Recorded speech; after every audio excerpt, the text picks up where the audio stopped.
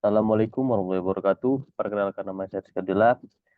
Di video kali ini saya akan menjelaskan tentang salah satu aplikasi yang telah saya buat tentang aplikasi pencatatan keuangan, yang dimana aplikasi ini pada awalnya menggunakan bahasa pemrograman PHP natif dan CSS, HTML, dan Bootstrap seperti biasa. Namun, kali ini saya akan menjelaskan lebih rinci tentang perubahan yang telah saya buat tentang kode-kode yang ada di dalamnya, yang awalnya dari PHP natif menjadi PHP OOP. Kita mulai saja langsung penjelasannya tanpa berlama-lama. BTW di website saya ini sudah bisa langsung diakses di costfunds.site. Costfunds.site. Pada hal yang pertama yang saya tunjukkan pada kodenya adalah tentang kita mulai dari sign in atau sign up. Bagian register. Di bagian register ini saya menggunakan kelas register yang di dalamnya ada function construct untuk menghubungkan file ini ke dalam koneksi agar terhubung ke database. Yang kedua adalah public function register user, yang dimana di dalamnya ada parameter username, email, dan password. Jadi di function ini digunakan untuk mendaftarkan email baru user ke dalam database, yang dimana di dalamnya ada kode untuk hash password dan juga mengecek apakah email tersebut sudah tersedia. Jadi dalam aplikasi saya, jika ada email yang sama, dia tidak dapat menggunakan email tersebut. Jadi salah satu dari mereka harus menggunakan email yang berbeda seperti itu. Ini apanya? Ini fungsinya yaitu function register user, yang dimana ada hash password. Untuk hash password ini prepare untuk mencegah yang namanya injection. Setelah itu diambil datanya, apakah ada. Jadi jika datanya ada dengan nama yang sama emailnya, maka sistem akan mengeluarkan alert bahwa email sudah terdaftar dan silahkan pilih email lain seperti itu. Jika tidak ada, sistem akan langsung otomatis mendaftarkan email tersebut dan memasukkannya ke dalam database yang ada di sini, yang dimana query-nya insert into user, nama, email, password, yang dimana nama, email, password ini diambil dari parameter yang ada di atas. Name untuk username, email, dan hash password, karena passwordnya sudah di hash seperti itu. Wow. Setelah itu saya membuat namanya objek baru dari kelas register yang bernama register. Setelah itu saya mengecek apakah form dalam website saya telah disubmit atau belum, yang dimana datanya akan terkirim ke dalam file register ini dan dia akan mengecek apakah telah tersubmit atau belum.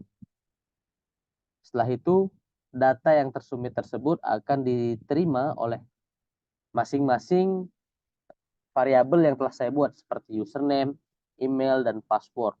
Setelah itu, saya menggunakan function yang ada di dalam kelas register, yaitu function register user, yang isinya adalah username, email, dan password. Seperti itu. Jadi, mari kita coba untuk fungsinya apakah berjalan dengan baik. Ini bagian sign up untuk register. Misalnya namanya Alex, emailnya Alex at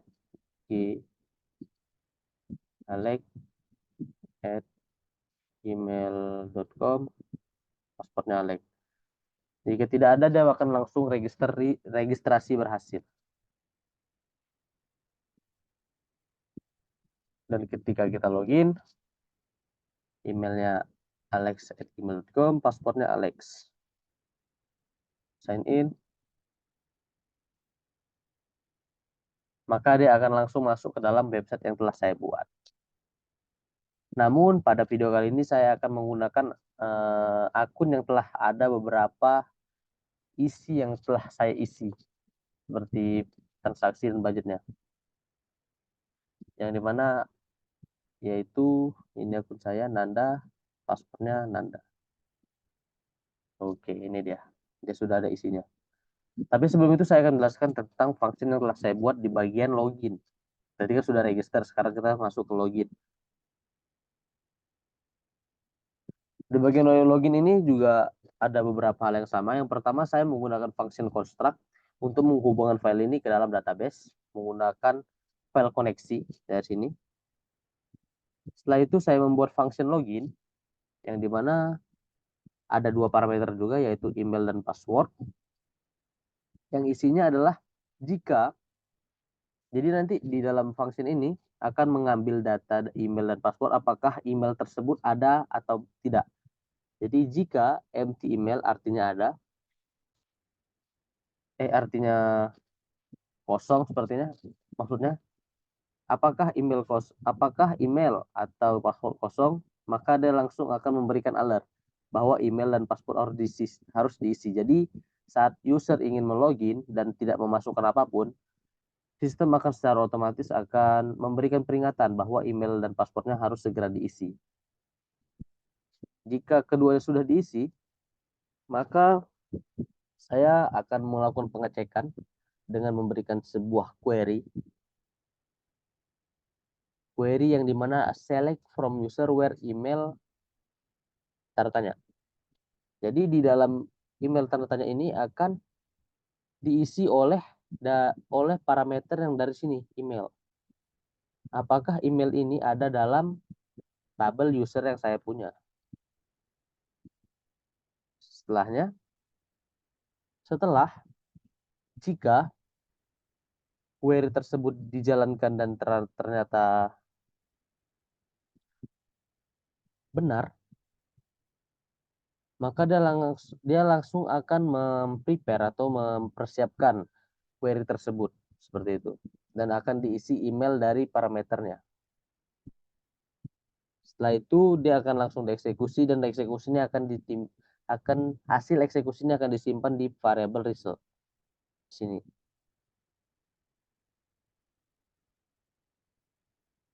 Dan setelah itu saya akan melakukan pengecekan lagi yang dimana jika result nums row lebih dari sebaris 1 yang berarti nilainya itu ada, maka dia akan langsung diubah ke dalam variabel asosiatif seperti itu. Setelah itu dilakukan pengecekan lagi untuk verifikasi apakah pasportnya itu benar.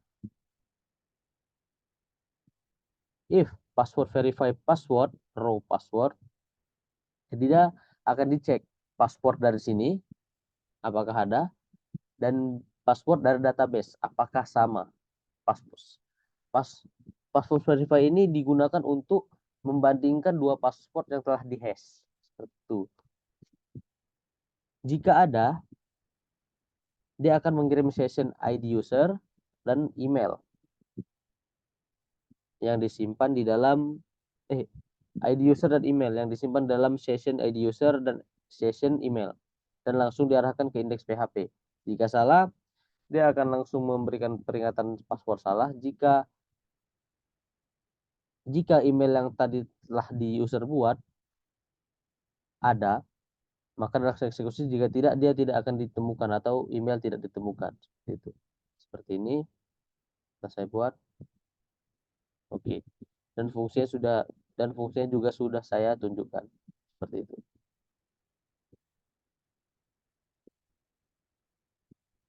Yang kedua saya akan menjelaskan tentang fungsi yang ada di dalam indeks PHP yang saya punya.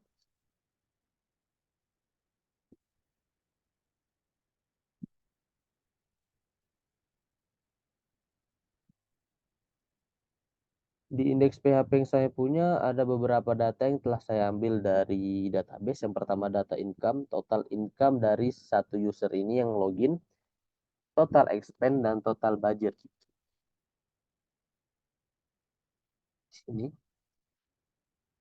Di sini saya menggunakan dua kelas. Yang pertama kelas user dan kelas transaction. Di kelas pertama kelas user ada dua variabel bisa dibilang. Yang pertama adalah variabel private DB dan private user ID. Yang dimana kelas user ini saya gunakan untuk mengambil data user yang login. Jadi karena di dalam website saya memisahkan antara navbar menjadi dua file. Jadi isi navbarnya, dan dalam navbar ini ada namanya itu data user. Jadi ketika user login maka dia nama di sini akan sesuai dengan nama user dan emailnya. Seperti sini Nanda Ganteng dan nanda@gmail.com. Oke, ini dia isinya function construct get user data. Di dalam kelas user ini juga ada dua function, yaitu function construct dan function get user data. Ini dia untuk mengambil data user. Yang kedua ada namanya kelas transaksi. Di dalam kelas transaksi ini juga ada dua variabel. Yang pertama variabel private DB dan variabel user ID. Dan di dalamnya juga ada beberapa function, yaitu function construct untuk menghubungkan data ke file ini ke database. Yang kedua adalah function get total amount, get total income untuk mengambil total income, get total expense untuk mengambil total expense, dan get total budget untuk mengambil total budget dari user. Di get total amount ini adalah function untuk mengambil data dari database sesuai dengan nama tabelnya. Jadi di get total amount ini ada parameter table yang isinya adalah query untuk mengambil data dari database. Select some amount as total from table name where are the user, ini tanya. Jadi tanya ini sebenarnya digunakan untuk prepare yang setelah saya bilang tadi, untuk mencegah yang namanya SQL injection. Jadi setelah dieksekusi maka dia akan mereturn total uang total dari jumlah yang telah total dari tabel yang telah dijumlahkan. Jika totalnya tidak ada, maka dia akan otomatis nol.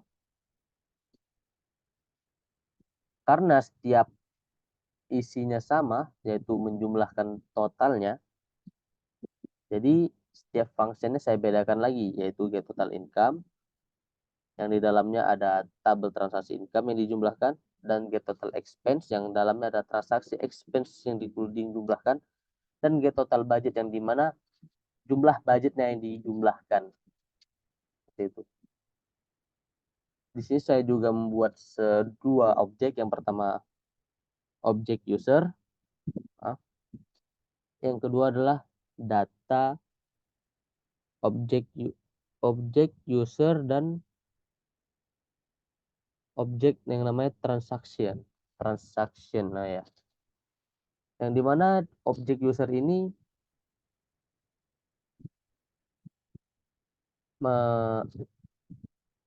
dan saya telah membuat satu variabel yaitu nama data user, yang dimana dia menyimpan hasil atau return dari kelas user dan function get user data. Oke, seperti itu ya. Ini user data yang diambil. Dan juga saya membuat tiga variabel lagi, yaitu total income yang menyimpan total dari income saya, dan saya membuat juga total expense yang menyimpan total dari total expense saya, dan saya membuat satu lagi, yaitu variabel total budget yang menyimpan total budget saya. Itu berdasarkan dari atas ini. Kita lanjut ke bagian transaction.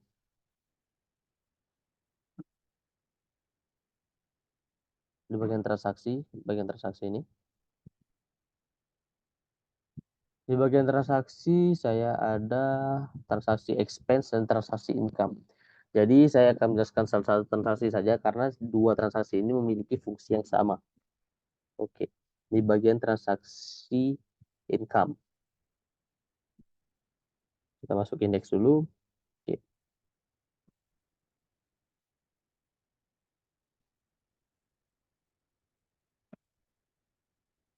Di dalam indeks ini saya memiliki beberapa kelas atau fungsi yang telah saya buat, yaitu kelas construct yang untuk menghubungkan file ini ke dalam ke database, check session untuk mengecek apakah sessionnya ada atau tidak, public function get user data seperti yang tadi untuk mengambil data tersebut untuk ditampilkan ke dalam website saya.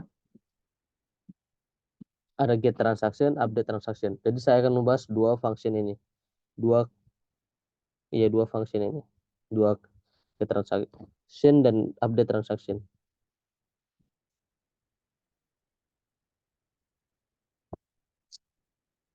Oke. Jadi di dalam function get transaction ini adalah function yang dimana untuk menampilkan jumlah atau transaksi yang telah dilakukan oleh user.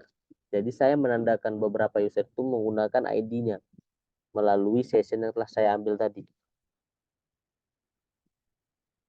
Nih, session user ID.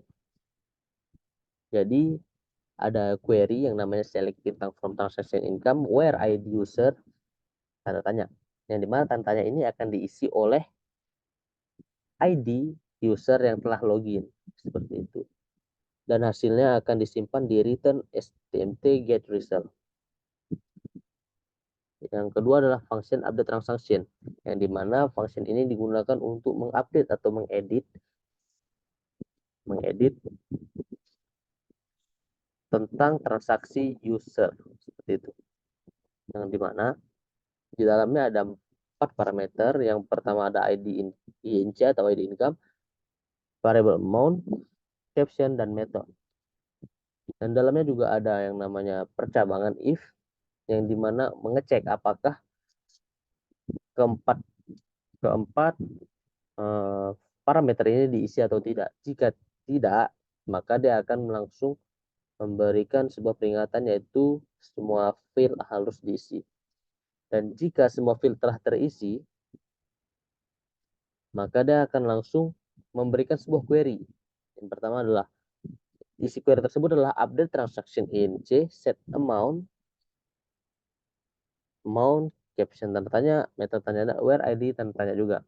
Yang dimana sudah saya jelaskan tadi bahwa kode ini untuk menjaga dari injection, MySQL injection seperti itu. Setelah form yang punya saya itu terisi semua, maka dia langsung mengeksekusi code query ini. Dan jika tereksekusi, maka dia langsung akan halamannya akan langsung ke indeks PHP, dan jika tidak dia akan memberikan pesan error. Untuk menjalankannya saya membuat satu objek. Yang pertama transaction updater, dari income transaction updater, dan data user disimpan, dan saya membuat variabel berdasarkan objek transaction updater yang isinya adalah function get user data, dan saya membuat variabel satu lagi transaction yang isinya berdasarkan dari objek transaction updater dan function get transaction. Untuk menjalankannya juga saya menggunakan server request post untuk mengecek apakah form yang telah saya berikan itu diisi atau tidak. Ini itu kan untuk update ya. Update misalnya uang bulan jadi uang bulanan. Saya save, dia langsung akan berubah. Bulanan. Sorry. Oke, seperti itu. Dan juga saya ada namanya itu untuk menambahkan transaksi add transaction. Yang dimana dalam add transaction ini ada namanya kelas income transaction handler. Yang di dalamnya ada beberapa function. Ada function construct untuk menghubungkan database. Ada function handle request untuk menghandle sessionnya atau hal-hal yang telah di-post seperti itu. Dan juga function validate input untuk memvalidasi apakah inputannya sudah ada atau belum, dan function untuk menyimpan transaksi. Di sini saya akan menjelaskan tentang function untuk menyimpan sebuah transaksi, yang dimana dalamnya ada 4 parameter. Pertama user ID, tanggal, jumlah, keterangan, dan metode.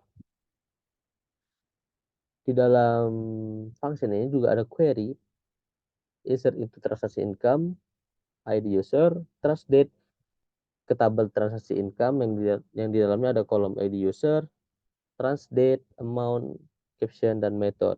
Value-nya masih prepare seperti itu. Yang akan diisi berdasarkan parameter yang ada. Seperti ID user akan diisi ID user ID, trans date akan diisi dengan tanggal, amount akan diisi dari variabel jumlah, caption akan diisi dari keterangan, method akan diisi dari method. Dan setelah itu transaksi ini akan dieksekusi dan hasilnya akan disimpan ke database. Saya membuat sebuah objek yaitu income handler, dan income handler ini menggunakan function handle request. Handle request ini. Maka akan secara otomatis semuanya akan tereksekusi.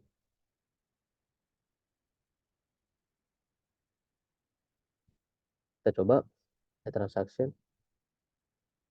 Misalnya jumlahnya 500.000. Karena ini income, mungkin saya akan masukkan uang gaji. Metodenya cash. Dan akan langsung otomatis masuk ke dalam websitenya. Di dalam ini juga ada namanya delete income, yang dimana tugasnya untuk menghapus. Saya membuat kelas income transaction deleter untuk menghapus transaksi yang saya punya. Yang dalamnya juga ada beberapa function. Yang pertama function construct dan function delete income transaction. Saya akan menjelaskan tentang function delete income transaction. Ini dalamnya ada parameter ID yang akan diisi dalamnya gitu. Jadi dalam delete income ini saya ada kode yang menjelaskan ada percabangan. Jika ID tersebut tidak ada, maka ID tidak ditemukan atau tidak valid. Jadi dia akan menghapus berdasarkan ID. Setelah ada, query-nya akan langsung memberikan, saya akan langsung memberikan query yang pertama delete from transaction income where ID income ini. Jadi setiap transaksi income yang saya punya, saya membuatkan default ID-nya. Jadi secara dengan mudah akan langsung menghapus berdasarkan ID saja. Setelah dihapus, maka transaksi yang ada langsung hilang dari tabel tersebut. Di bawah kelasnya saya membuat if isSetGetID, yang berarti apakah ID-nya telah dikirim. Jika iya, dia akan membuat sebuah objek yang namanya income deleter berdasarkan nama kelasnya income transaction deleter, dan income deleter ini menggunakan sebuah function yang namanya delete income transaction, dan parameternya itu diisi dari get ID ini yang telah dikirim dari berdasarkan session seperti itu. Yang dikirim berdasarkan URL maksudnya, bukan session. Maaf. Jadi get ID ini akan memastikan apakah data URL yang berisi informasi tentang ID telah dikirim atau belum. Gitu. Kita coba saja fungsinya. Apakah sudah bisa?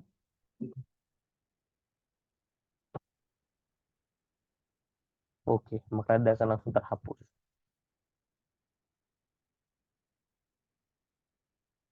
Sekarang saya akan menjelaskan tentang budget.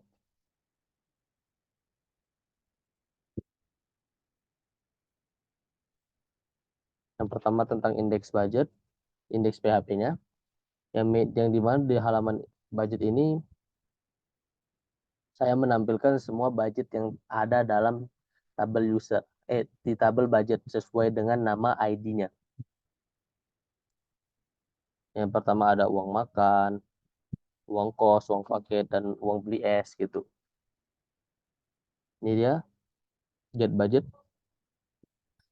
Saya menggunakan class budget dan di dalamnya ada function construct seperti biasa tadi, get user data untuk mengambil data dan get budget data untuk mengambil data budget dari tabel budget sesuai user yang login. Nah, seperti itu. Yang dimana saya menggunakan SQL select bintang from manual budgeting, where ID user ID. Ini yang dia, jadi setiap parameter ini akan diisi di sini di SQL. Di sini maksudnya. Itu. Setelah di prepare dia akan diisi di sini dan dieksekusi di bagian sini. Diexecute dan datanya akan disimpan di STMT get result seperti itu. Yang data-data ini akan langsung ditampilkan ke dalam website cas saya di sini deh. Maaf, di sini.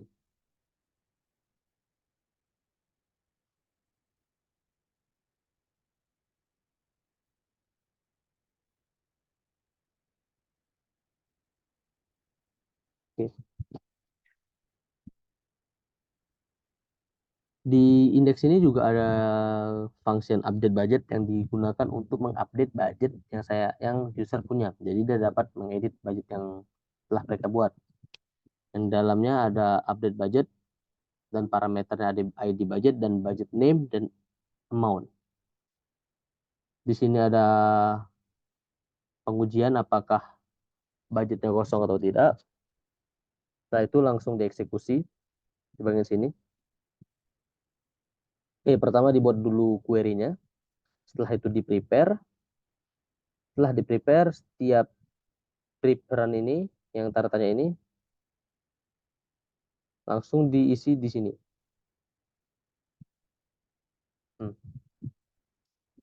Budget name sesuai budget name, amount sesuai amount, dan M budget ID sesuai ID budget. Setelah itu, query ini dieksekusi. Setelah berhasil, dia akan langsung ke indeks PHP. Jika tidak berhasil, dia akan memberikan pesan error. Dan jika tidak berhasil, dia akan memberikan pesan error. Di sini saya mengambil user ID berdasarkan session dan membuat sebuah objek yaitu budget object berdasarkan kelas budget. Dan saya mengambil data user menggunakan data user ini dari get data user dan mengambil dari hasil get budget data berdasarkan user ID ini. Ini dah dari function ini. Yang dimana function ini untuk mengambil data, bukan itu maksudnya.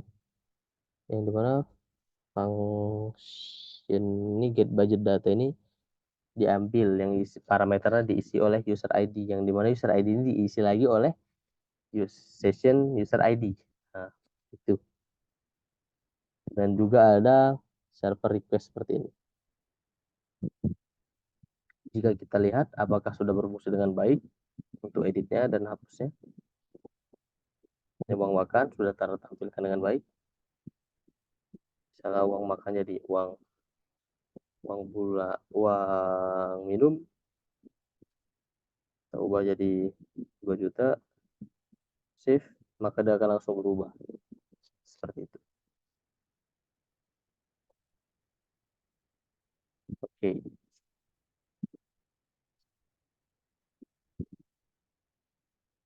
Untuk hapus juga bisa menghapus. Saya sama seperti transaksi tadi. Ada kelas yang namanya budget, ada function construct, ada function build budget. Yang di sini ada parameter user ID, budget ID, dan budget name. Jadi dia akan memberikan penegasan bahwa, bukan penegasan sih, budget ID ini akan diberikan inval, yang berarti dia akan memastikan bahwa budget ID ini sebuah integer. dan bukan string. Setelah itu budget name ini juga dipastikan apakah dia benar-benar string, tidak ada tanda titik ataupun koma seperti itu. Bukan tanda titik ataupun koma. Tidak ada karakter-karakter lain yang akan menyebabkan error pada codingan saya seperti itu. Jadi di sini ada namanya query-nya, itu query untuk menghapus. Delete from manual budgeting where ID budgeting ini, yang dimana ID budget ini akan diisi dari budget ID. Setelah itu query ini akan dieksekusi seperti biasa, bla bla bla bla. Setelah dihapus, setiap transaksi yang ada di yang nama manual budgetingnya, yang budgetingnya dengan nama yang dihapus, maka dia transaksinya akan terhapus semua.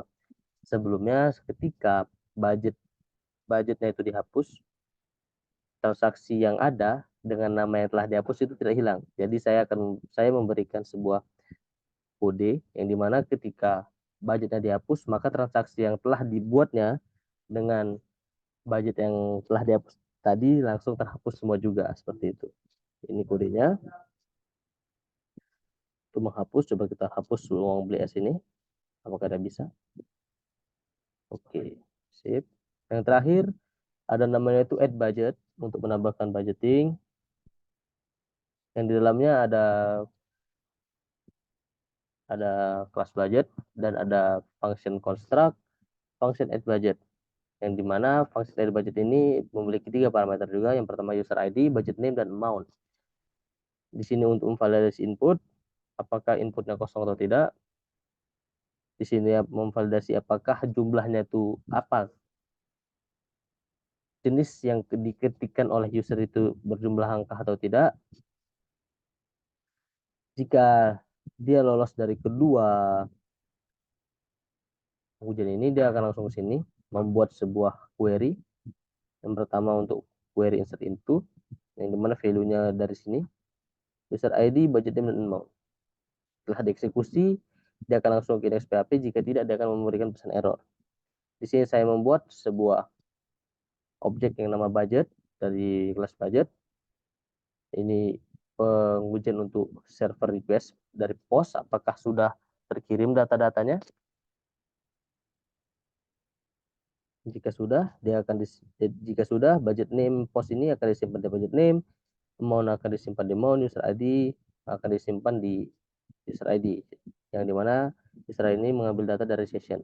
Setelah itu, objek budget ini akan menggunakan function add budget dan akan yang parameternya disesuaikan oleh user ID yang ini, budget name disesuaikan dengan budget name, dan amount disesuaikan dengan amount, seperti itu. Kita coba menambahkan budget